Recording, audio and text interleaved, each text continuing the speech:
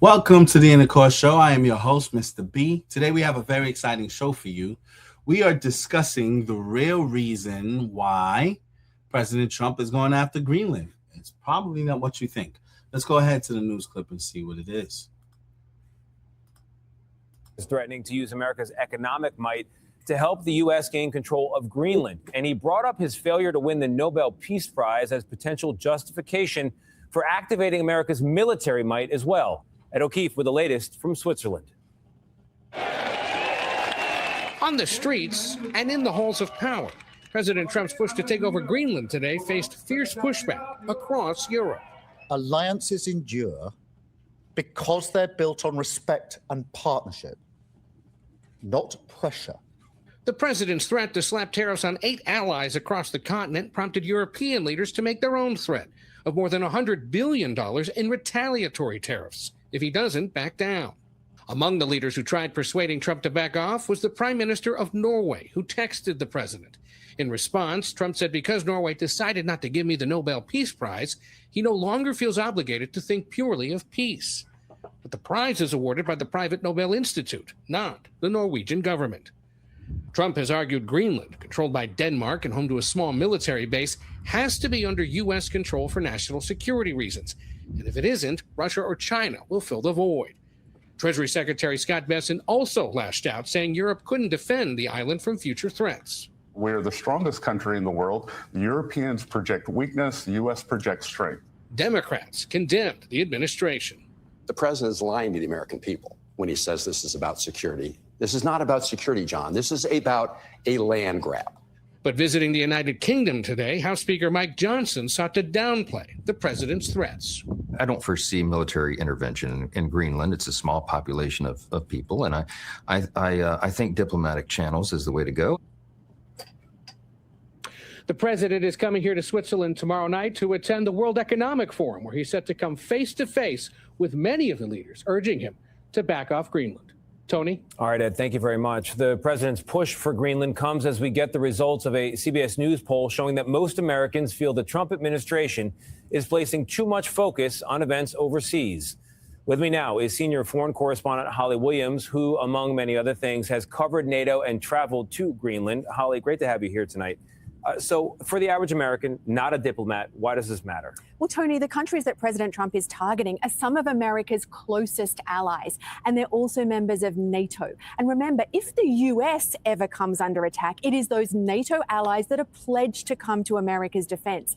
And now they feel as though they're being strong-armed by President Trump. Now, I do not think that the NATO alliance is about to fall apart, but this erodes trust. And America's dominant role in the world is really in large part because of its alliances. Let's talk about security. The president says this is all about security. What's the reality? There are security concerns about Russia in the Arctic, and we've reported on that from inside the Arctic Circle. Russia's building up its military presence there. It's carrying out espionage, and Greenland is in a strategic location between Russia and the US. But if that's President Trump's concern, then he can beef up Arctic security. He can build more bases there, and he does not need to buy Greenland to do that. All right, Holly, great to have you here. Nice piece on 60 last night.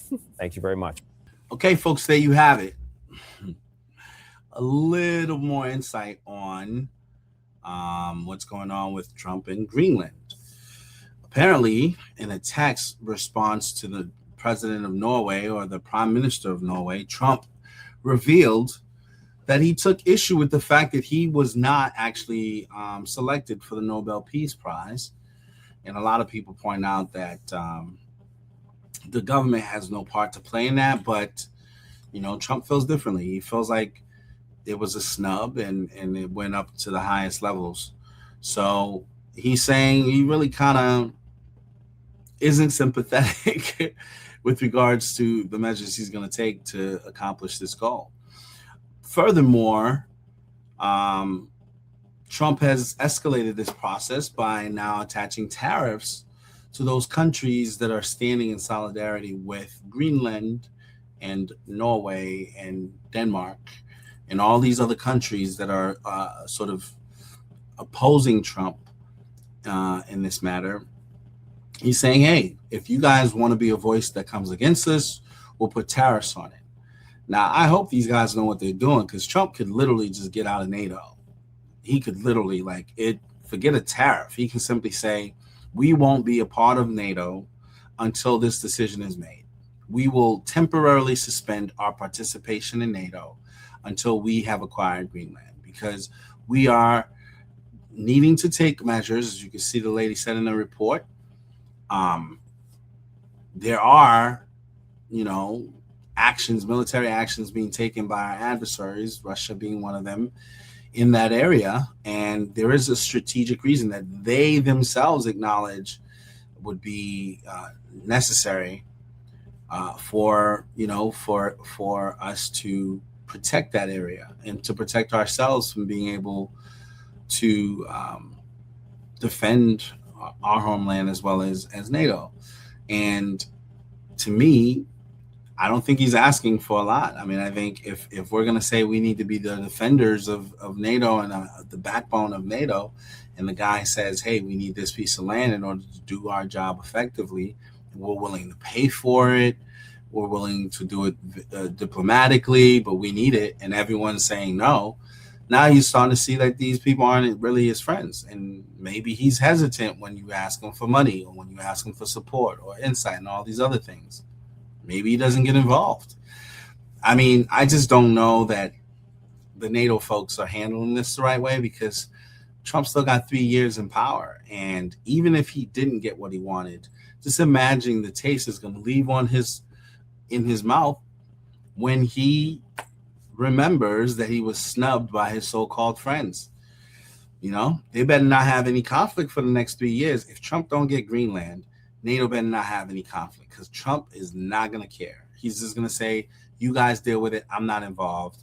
We're not getting involved, which he certainly can, which would probably embolden Russia.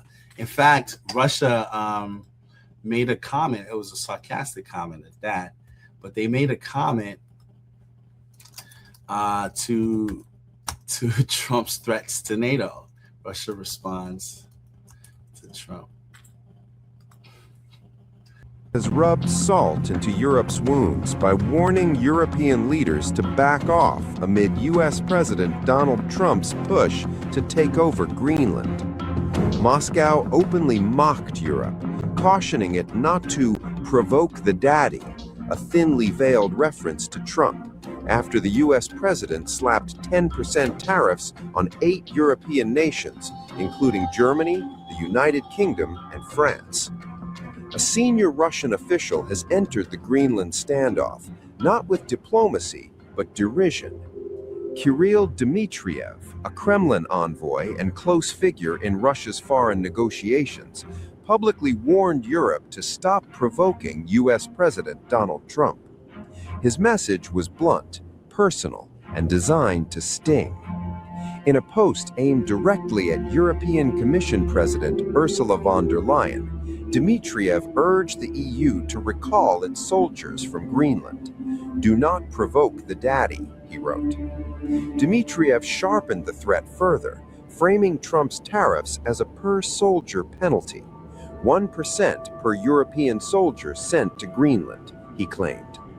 Trump's response has already begun. The U.S. president announced sweeping tariffs on imports from 8 European countries, including Germany, France, the UK, and Denmark, tying them directly to Europe's military posture on Greenland.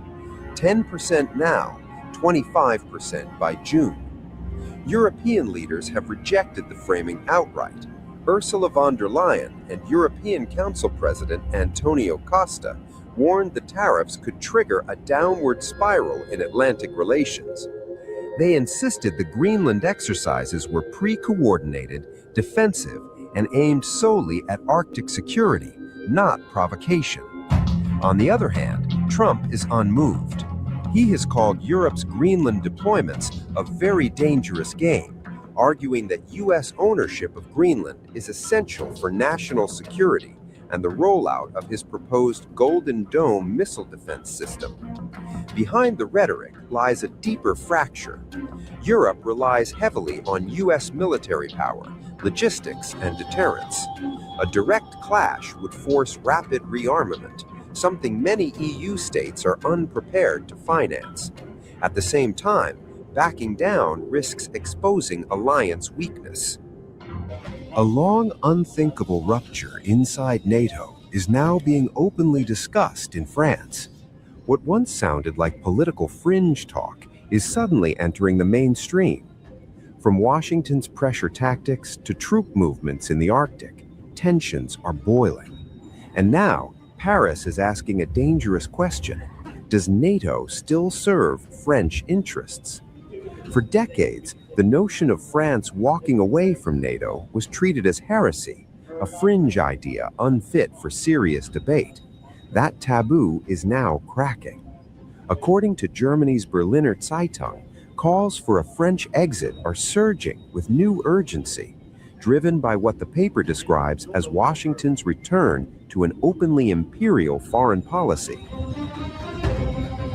The charge is being led from inside the French state itself.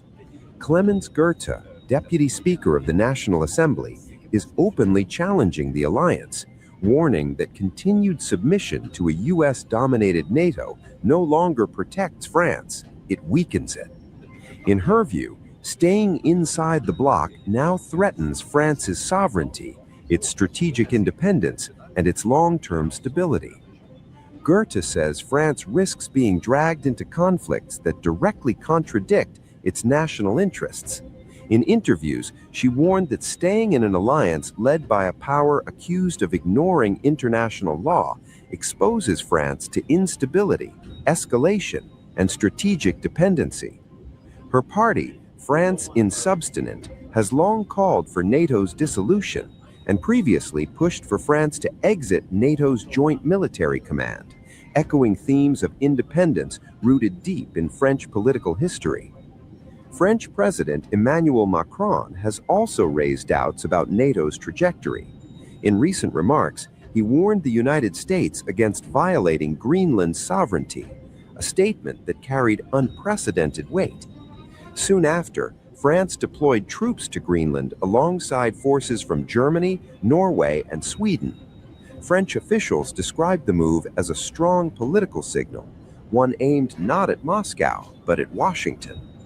The Arctic island has emerged as a new fault line inside the alliance. Talks between Denmark, Greenland, and US officials revealed what diplomats described as fundamental disagreement with the Trump administration. President Donald Trump has again refused to rule out acquiring Greenland, declaring he will not give up options. The remark sent shockwaves through Europe, stunning Allied leaders and dragging once unthinkable ambitions into the open. What was dismissed as bluster is now being treated as a serious strategic threat, pushing Arctic security and transatlantic trust into open confrontation. Staying late again? Yep, got prospect calls to summarize. You really need to switch to Monday CRM. Mr. President, on NATO, right now it sounds like you are saying that you would potentially acquire Greenland by force. That would be a NATO country. The United. Are you saying that? Would you do that? No, you're saying that. Would you? I didn't say it. No, you're telling me that that's what I'm going to do. You don't know what I'm going to do. So what are the options? Your network doesn't know either. The Danish foreign minister said that there's still fundamental differences after the meeting with Rubio and with the vice president. Are you willing to leave the NATO alliance in order to get what you want with Greenland? What are the options right now? Well, I wouldn't be telling you what I'm willing to do, certainly. I'm not going to give up options, but it's very important. Greenland's very important for the national security, including of Denmark. And the problem is, there's not a thing that Denmark can do about it if Russia or China wants to occupy Greenland. But there's everything we can do. You found that out last week with Venezuela. There's everything we can do about things such as that. Not going to happen. We're not, I can't rely on Denmark being able to fend themselves off. They were talking about they put an extra dog, and they were serious about this. They put an extra dog sled there last month. they added a second dog sled. That's not going to do the trick. Denmark fought alongside the United States in both Afghanistan Thank you and for telling me Iraq. that. I appreciate it. But I have a very good relationship They're with Denmark, and we'll see how it all works out. I think something will work out. This is a strong political signal. People were saying Europe was taking its time, but that's not quite true. So this Arctic endurance operation has been underway since yesterday. Military forces from various countries, at the request of Denmark, Sweden, Norway, Germany, and France, are currently en route, and some of them are already positioned in Greenland, specifically in Nuuk. And so this is a first exercise. How much for the French? Which shows the determination within NATO, by the way. How many French soldiers do you have? There are about 15 soldiers, but the entire operation will be, these are not soldiers, it's preparation for an exercise. So we are currently with, notably, I think, high mountain specialists.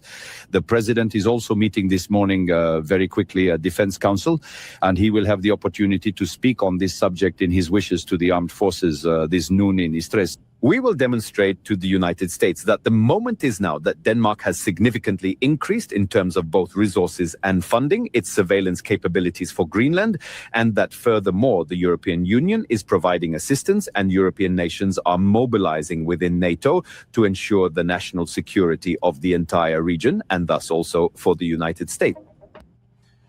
Okay, so there you have it. That is that story. Apparently, Russia is mocking NATO because they put all their eggs in the U.S. basket. And now when Daddy Trump decides that he's going to go in and do certain things, NATO wants to complain. And now they realize that they bit off more than they can chew because Trump, is not going to not have his way. So Russia is laughing at this. This is funny to them. I did not know, however, that France was actually considering exiting NATO, which, if they go, a lot of other countries may go, especially if they go. I think they're another nuclear-powered country. And if the U.S. decides to exit, then really there's not much left of NATO. And so it kind of defeats the purpose. But we all just have to watch and see how it all plays out. I thank you guys for joining me for this segment. And if you're not already a subscribed member of the show, I ask that you like and subscribe, as well as share the video. And also leave a comment. We definitely want your voice to be heard as we have these type of conversations. So without anything else, I think this is the end. Have a good one until we speak again.